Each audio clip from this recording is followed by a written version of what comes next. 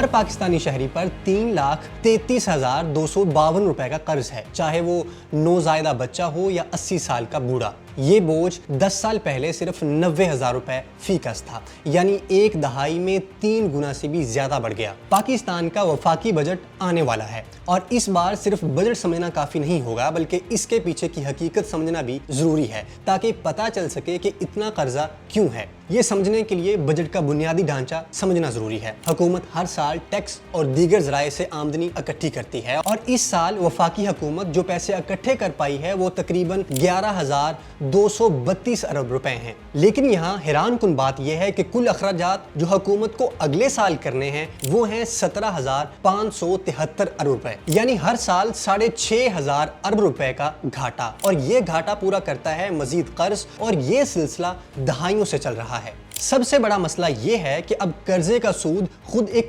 बहुत बड़ा बोझ बन चुका है। इस साल सिर्फ कर्जों की सूद की अदायगी पर 8,207 अरब रुपए खर्च होंगे, यानी हुकूमत की पूरी आमदनी का तकरीबन 50% पुराने कर्जों का सूद चुकाने में चला जाता है। तालीम के लिए, सेहत के लिए, सड़कों के लिए या गरीब आवाम को सब्सिडीज देने के लिए जो बचता है वो इसके बाद का हिसाब है। ये चक्कर चलता कैसे है? हुकूमत जो कि खुद अमीर लोगों पर मुश्तमिल है, किसी के पावर प्लांट्स हैं तो किसी की शुगर मिल्स हैं, ये लोग खुद को सब्सिडीज दे देकर अमीर करते हैं। कभी शुगर मिल्स को इस बात पर सब्सिडी मिल जाती है कि चीनी ज्यादा है, पाकिस्तान में सेल नहीं हो रही, कुछ पैसे हुकूमत से लेकर चीनी बाहर भेज देते हैं। कुछ महीने बाद वही शुगर मिल्स वाले कहते हैं कि पाकिस्तान में चीनी कम पड़ रही है, फिर सब्सिडी लेते हैं और फिर चीनी बाहर से मंगवाते हैं। ऐसे बहुत से और फ्रॉड्स हैं जिस वजह से हुकूमत की आमदनी कम पड़ती है। कर्ज लेते हैं, अगले साल सूद बढ़ जाता है, सूद चुकाने के लिए फिर कर्ज लेते हैं। माहिरीन इसे डेट ट्रैप कहते हैं, यानी कर्ज का वो जाल जिसमें एक बार फंस जाओ तो निकलना आसान नहीं होता। इस बार आने वाला बजट इन्हीं सवालों का जवाब देगा कि इस साल कर्ज को कम किया जाएगा या मजीद बढ़ेगा, टैक्स का बोझ आम आदमी पर पड़ेगा या नहीं,